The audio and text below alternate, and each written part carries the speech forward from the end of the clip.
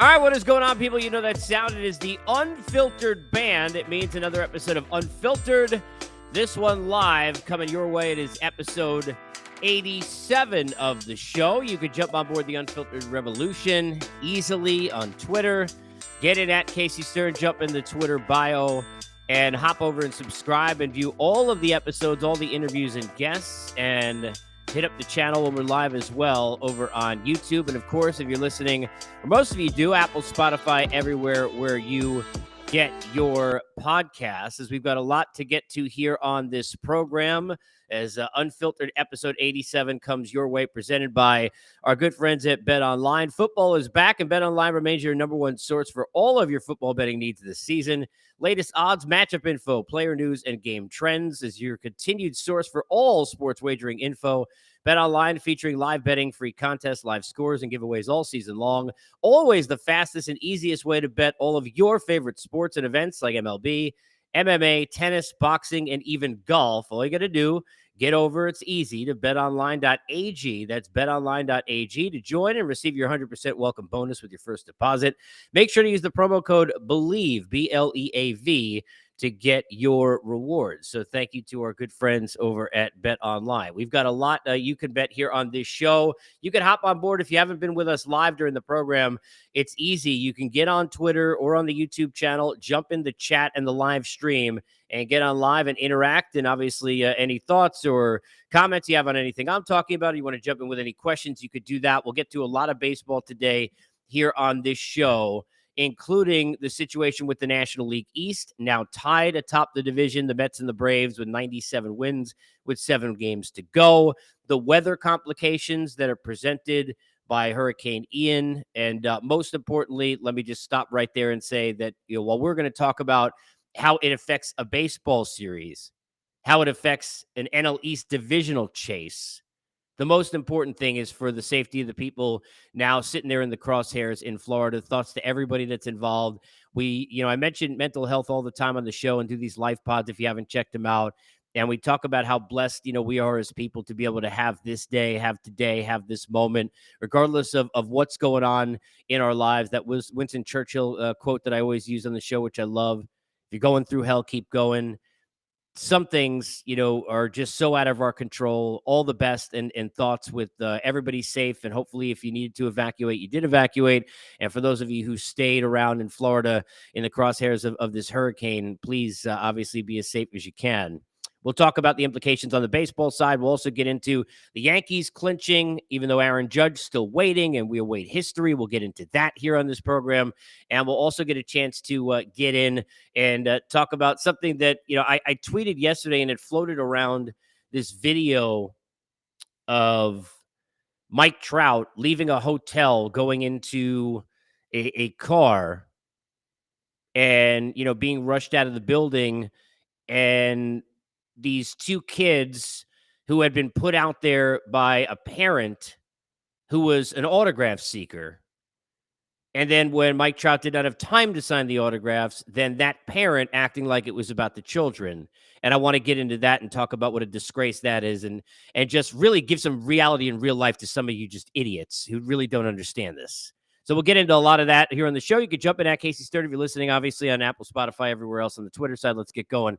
Let's talk about this National League Eastern Division. 7 games to go, and tied atop the division, the Mets and the Braves, 97 wins. I admitted, somebody pointed out to me yesterday on Twitter, while I certainly, during the course of the year, and we know about it, somebody specifically who way too early had jumped out in New York and said that the division was over. When you saw the way the Braves were playing, and they were playing at 116 win pace over a 4-month stretch, and they're the defending champs, regardless of the Mets, who are not metting and they're not collapsing, and I don't want to hear any of that garbage. You're a moron if that's what you think. A lot of teams, don't take advantage of their schedule the way they should. You want to say the Mets haven't done that? They haven't done that. They haven't taken advantage as much, but they won 7 games in a row at one point not too long ago. And you're sitting there after the opener of that A's series where they had won, I think that was the 7th. And everybody was on the highest of highs, and Lindor, his 100th run batted in, and Alonso's doing this, and everything's just hunky-dory. Get a grip. This is the Buck Showalter, Max Scherzer version of these Mets. This is not the Mets of old. And trust me, if anybody understands, I talk about this all the time, the CTSD and the consistent traumatic stress disorder and Luis Castillo pop-ups and Mr. Met giving you the finger to your own fan base and sex toys in the locker room in the background by accident and, false apologies to media members who are getting into fights with players. And then you got to have a manager go out twice because they realized on Twitter, of all places, that maybe you didn't apologize the right way, and a million other scenarios that we can all remember, all the way going back to, obviously, which I covered every day and was there for on an everyday basis, what happened in 2007 when the team had a 7-game lead on September 12th. This is not that team. This is not those Mets teams. This team's going to win 100 games if they go 3-4 in their last 7. This team has been the best Met team during the course of the regular season and really at most points during the course of this season since most likely that team in 88. That's how long ago it's been. They're better than the 2015 team. They're better than 2000. To me, 99 was better than 2000 as far as the team is concerned, even though, thank you, Kenny Rogers, roasting us all in a television of mine with the Andrew Jones walk. This is not those Mets. But I admit that after they won 3 out of 4, go back to the beginning of August, that I thought, okay, the division's, this is it. This is going to be where they separate. This was the coming together of the two teams, and the Mets had sent their message. Almost swept that series. If you remember the one game that they lost, they were behind, what is it, 6-0, 8-0? I don't even remember at this point, with Taiwan not having a good start. And they almost bounced all the way back in that series to sweep all 4. But I admit, I thought, okay, probably done. When the Braves turned around down here in Atlanta where I am and won 4 out of 5, it was clear that this thing was going to end up down to the wire. And it's both teams and both fan bases who have felt the same thing. I joked about this in a podcast I did. If you missed it, I called it jokingly Podcasting with the Enemy that I did with Mark Bowman, who jumped on board. And we talked about Mets Braves from kind of different vantage points of this thing. And you could get that, of course, everywhere where you get your podcast, as well as over just jump into the Twitter, subscribe, and view the videos on my YouTube channel. But yeah, as we were talking about during that, both of these teams have failed in opportunities. Well, a Met fan is thinking specifically, and I think it was in the second National Series actually it was the Cubs series where they got swept, that the Braves are playing the Giants, who, look, this is not a great team this year, and they lost 2 out of 3. You don't think a Braves fan is thinking at that time, my God, we didn't take advantage of the Mets getting swept by the Cubs? How did we not gain ground?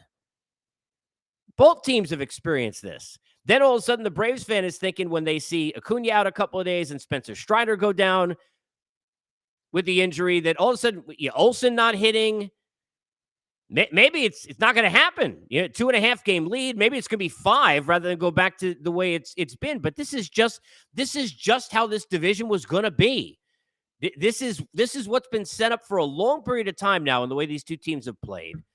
They're, along with the Dodgers and the Astros, 2 of the best 4 teams in baseball. Yankees, are the kind of the sometimes version. We'll get into that, and congrats to them on clinching the East. But they're 2 of the best 4 teams in baseball. They're clearly 2 of the best 3 teams in the National League. And without a doubt, both teams have proven that they could beat the Dodgers, beat each other, depending upon where they play or how they play. This thing's going to be a crapshoot when you get into the National League playoffs. But now you got 7 games to go, and the teams are tied. Now we're in that nitty-gritty. If you're a Met fan, you've got issues, but your issues are not you've collapsed. Your issues are, first of all, people have been forgetting that Starling Marte is a really valuable member of this team. I don't want to say been the most valuable player on this team this year, because one of the good things about this team is that it hasn't been that way.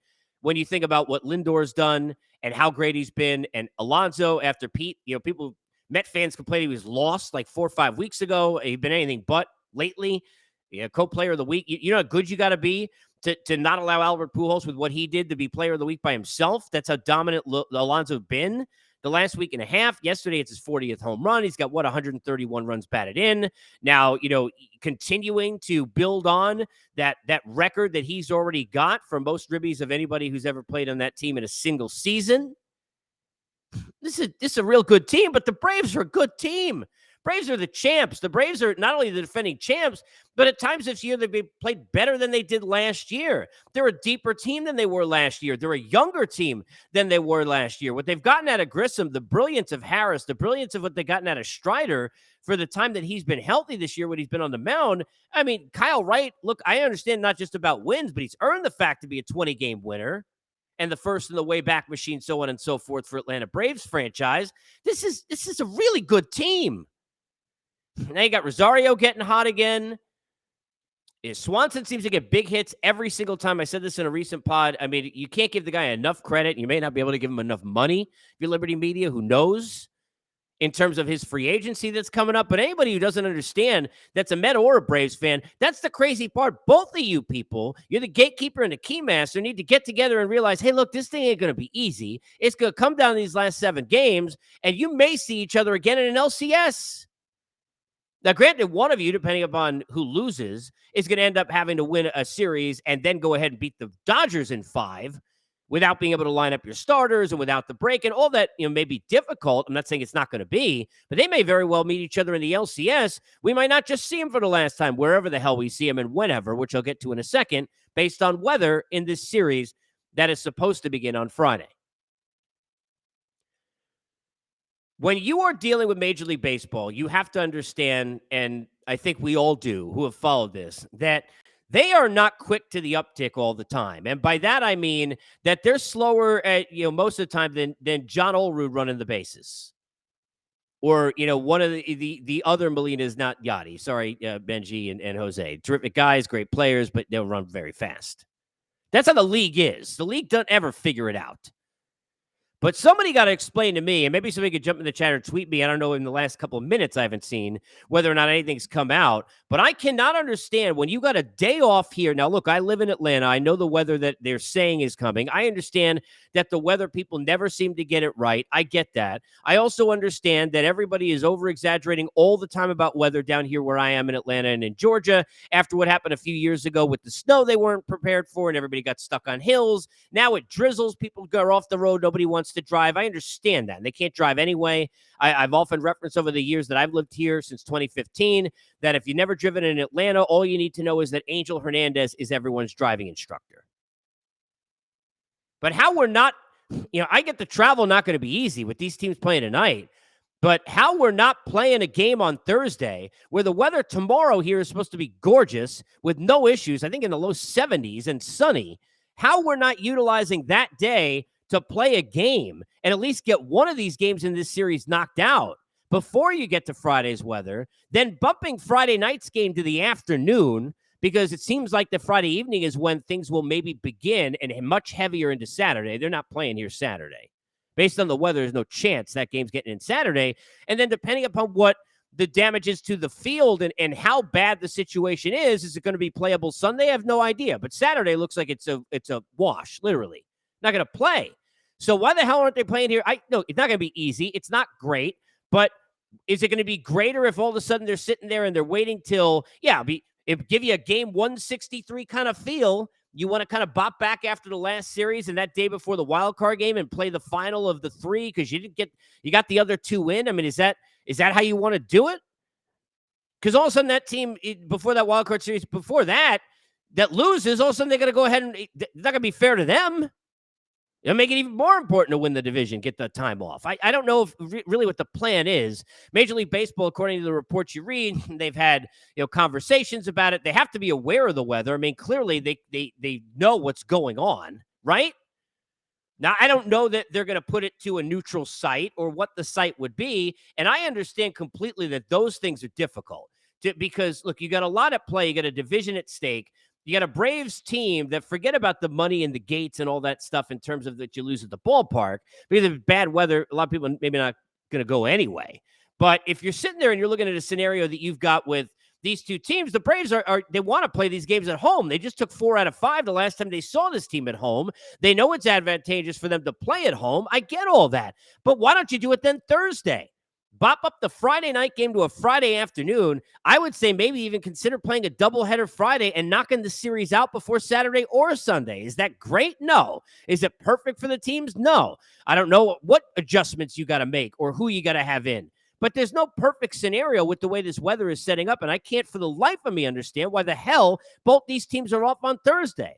I referenced this a couple of weeks ago about something totally different, but how many seasons do I sit there? We open, we got Colorado in the snow, where, I mean, why are we even asking them to play in April? And I got Arizona and LA playing each other.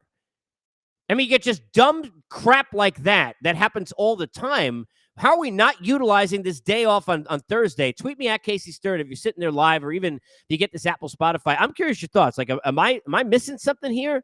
Both these teams got an off day on Thursday. You got a hurricane that's coming through. There's no way there's a game Saturday. Who knows what the field conditions are Sunday?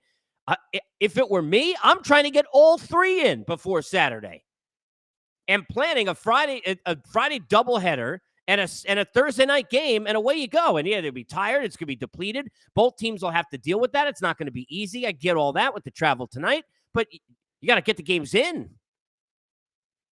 I don't know what they're waiting for. It's like, it could veer off. And there are times where it's like, why the hell did they delay that game or rain out that game where there's no rain, right? And that happens all the time. And a lot of times there's gamesmanship of, guys don't want to start, or a team needs a day off, or, who knows how the home team is playing into their lack of urgency.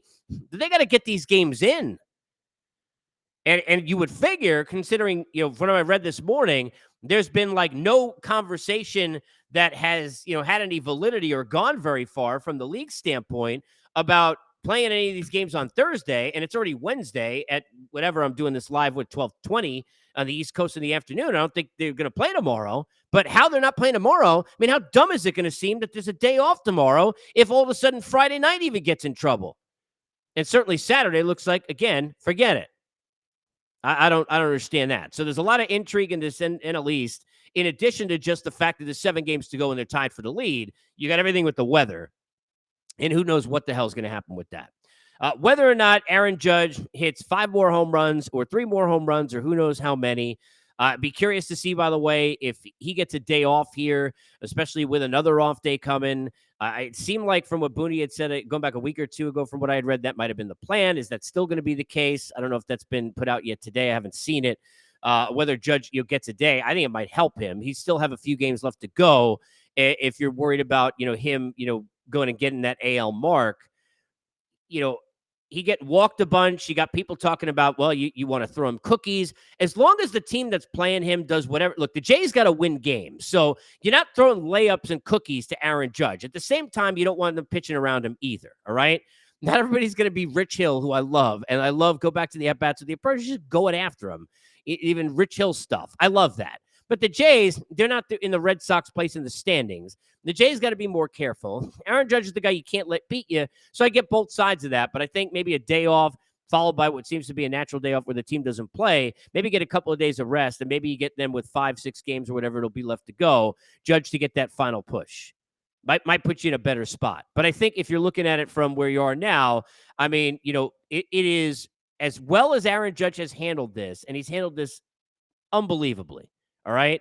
The guy does everything you want. It seems sincere and genuine, but it's not easy to be carrying the team the way he had to carry them for as long as he did in New York, be in a spotlight. You got people oohing and on and sighing with disappointment when you lead off the game in a first pitch with a double on the game after he hit 60. Like, this stuff's not easy. I'm sure there is something to the fact that, this drought, if you will, has been, at least in some portion or percentage, in part because of the fact that he's had to deal with all of the drama and the attention and everything else. And look, it's like an adrenaline dump a little bit in terms of getting the 60, and then probably the same thing now that he gets the clinch. Maybe give him a day off. It might be able to kind of right that home run ship, if you will. As far as the Yankees as a team are concerned, I'm curious. Get at me on the chat or tweet me at Casey Stern. I'm curious.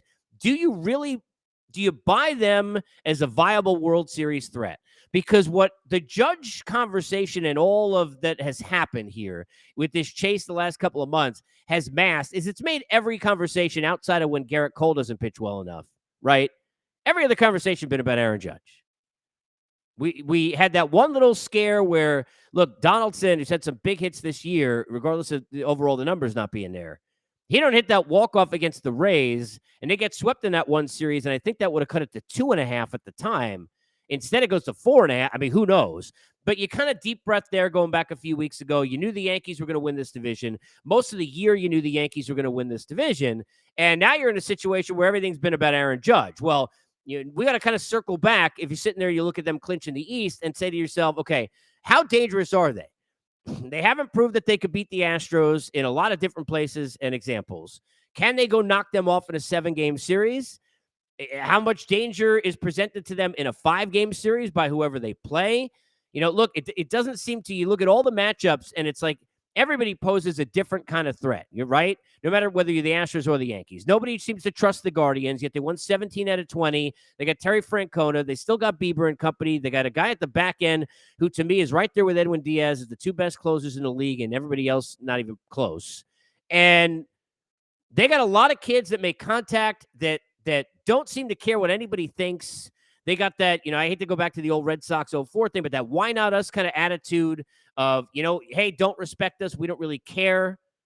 Even though they probably do. There's always that Cleveland insecurity, that kind of comes in a little bit, but certainly the team is exciting to watch. But they're not some little engine that could. They can. Nobody thought they could in 2015, 16 in the runs that they made. They won to the World Series when they were showing off in the playoffs. Nobody really thought much of them then either. I remember sitting there covering those games, and everybody saying, well, Josh Tomlin, he pitches to contact, can't get outs. And then all of a sudden, just ask Toronto how that went, right? So you never know. Seattle, house money, but they've struggled a bit. Even Castillo after the contract, not good his last start. Their offense, outside of when J-Rod is healthy and in there, you don't know in a lot of cases what you're getting, especially against the best swing and miss guys, which you're going to face in a postseason. Toronto is dangerous to me. They are. I think they clinched that one spot in the wild card tonight with a win, or they clinched, just the postseason berth with a win, and I guess it's a Yankee loss, I believe. I look at these teams in the AL, and it is hard not to think the Astros are just in a class by themselves. But if you believe in the Yankees, I want to hear from you. At Casey Stern, let me know. One of the things I wanted to hit here today as we kind of head down this final week that has nothing to do with postseason races, but it drove me absolutely bananas yesterday, and a tweet wasn't enough. And I thought it was important to give context, because if you saw the tweet yesterday, and I had reacted to it, but there's a tweet that floated and got viral about, from a guy who's an autograph seeker. And in the video, it's Mike Trout being rushed out of a hotel into the car with the team. You get to, and I don't even know, to the bus or the park or wherever. It doesn't even matter to me. Like, the context of that I pay no mind to that. It doesn't matter. But you got 2 kids sitting there holding a book for a parent who's an autograph seeker. And then you got the autograph seeker sitting there and saying, well, you know what? And I want to give you the exact, let me try and see if I could find the exact tweet, because it's kind of ridiculous, the level of what people will do in some of this autograph. Now, look, I get people like autograph seeking, and this is like a thing. It's never been a thing for me. I don't really understand it. I don't like. It just doesn't mean anything to me. It never has. Like, I'm never been that way, but I know some people are that way. Look, it's a business. Some people make money that way. You get the Zach Hempels of the world, right? I get all that. But the tweet that was sent out, I'm not going to give him any more love that he's gotten. I read his Twitter handle, but Mike Trout, not for the kids. Hate to see it. You know what I hate to see? I hate to see morons who are so self-absorbed about idiocy like getting autographs that they're putting 2 kids out there who probably love Mike Trout and would love to meet Mike Trout and get an autograph, but don't even realize they're being used like pawns to put out there to basically help support your what? I don't even know what that is. What you're going to go do with it? Go put on a headset and go tell somebody on some Twitch something, here's where my autographs are? Like, what do you do with it anyway? Seriously. But the idea that somebody's getting on, first of all, Mike Trout, in my time covering the game, is as good as I've seen anybody be at any kind of a level, let alone a high level, where it's way harder, where there's way more attention, there's way more stress. There are way more people always plugging and picking at you, trying to, basically you suck at the, they're basically trying to drag anything they can out of you, right? In terms of attention or autographs or money or time or whatever it may be, because you owe them. I mean, he's dealing with that as much, if not more than anybody, being Mike Trout in this sport. And this guy does it as good as even like the last guy on the bench who dug in for attention, can't wait to get attention, wants the ego. He doing more than that guy. This guy's as good for the game as anybody when it comes to it. I've seen it with my own eyes, and it's certainly people way closer to it could speak to this better than me who see it more often than I have. These athletes are human beings, okay? First of all, if you're at a spring training game or you're at a ballpark before the game and you're sitting there and you're leaning over the railing and these guys are just getting done with warm-ups, they're going to give you an autograph or two. If they get out there early, they're going to do that or say hello. But when you're sitting there waiting out the door of a hotel like some creep and the car is sitting right there and the team is shuffling him out, what the hell do you expect him to do? Now, by the way, there are probably times where he would do it if he wasn't in a rush. But I've been around, for people to understand, first of all, a lot of times the PR staffs, they tell the players that they can't, hey, we got to get you out of here. A lot of times when there are 100 people there, and look, you saw in the video there are only 3. I don't know how many people were there. We don't see that. But a lot of times there's so many people that it's not like he'd be taking 30 seconds. It's not 30 seconds. Because if I do it for this guy, guess what? Then the next guy's saying, how the hell could you do it for that kid, not do it for my kid? And then he's posting something on Twitter. Well, that's 60 seconds. Then there's 4 more people. Now you added 2 minutes. Do some math. All of a sudden, you're missing a plane, missing the game. This is real life. I'm sorry you don't like it. You don't pay their salaries. You're jealous as all hell because these guys make money. And it's what's wrong with the world. People jealous about everybody else's success instead of empowering other people and building them up. Grow the hell up. When your kids get old enough to realize what the hell you just did to them and that you tweeted it out like an ass, I hope they smack you in the face. Grow up. It's ridiculous. There are sometimes that athletes get it wrong. There are sometimes that athletes screw up. There are sometimes that athletes, I've seen it, aren't good with the public. Mike Trout, not one of them. Are you kidding me? It's just, that is like, what a stupid thing. And this guy got 100,000 followers. You want to know how dumb this world is? That dumb. I mean, are you kidding? It's so sad because everything that we try and promote seems to be negative in this world that we live in. I don't do life stuff. I do life pods, and for those who have not followed and you jump on board in the podcast, I have 7 already. I talk about mental health all the time. I think it's way more important than baseball or sports, and life is too. And you know, just the idea that this is who we are, a lot of us as people. He don't owe you that. What are you giving him? A tweet because he said he didn't even say no. He couldn't. You're waiting outside the hotel like a creep. Like, where were you with the kids before that? Hey, here's the game plan, guys. Here's what we're going to do. I'll get you a Happy Meal. I promise. If you sit here and hold my scorecard for the next 45 minutes, because they didn't know the second Mike Trout, how long do you have the kids waiting there, you jackass? Grow up. Great Unfiltered episodes that were out recently. John Gibbons, it's a hilarious conversation. He talks about being critiqued by his mom, about his podcast. It even gets into cold sores, baseball, all sorts of things in between. The NBA side, and I'll be doing a lot of hoops during the NBA season. I'm starting to kind of get into that a bit now on the pod. Had my buddy, friend, and former teammate, David Aldridge. You could catch that. We talk about Nets Media Day, the Celtics situation. We preview everything coming up in the NBA this season. Matt Holliday, friend of Albert Pujols, talking about from his vantage point the at-bats and breaking them down of 699 and 700 and kind of what he saw from Albert that made him different, talking about him as a competitor. Lots of fun things on the pod going on. Jump on board the Unfiltered Revolution at Casey Stern. If you're listening on Apple, Spotify, everywhere else, you can get it on the Twitter side and subscribe and join and watch all the videos on the YouTube channel. All you got to do is hop in the bio. And for that guy, hop off Twitter. For the 100,000 followers, hop off that bandwagon. And for those kids, literally, hop on a stool if you need. I get it. I'm not tall either. And go smack dad in the face for that bullshit. See you guys soon.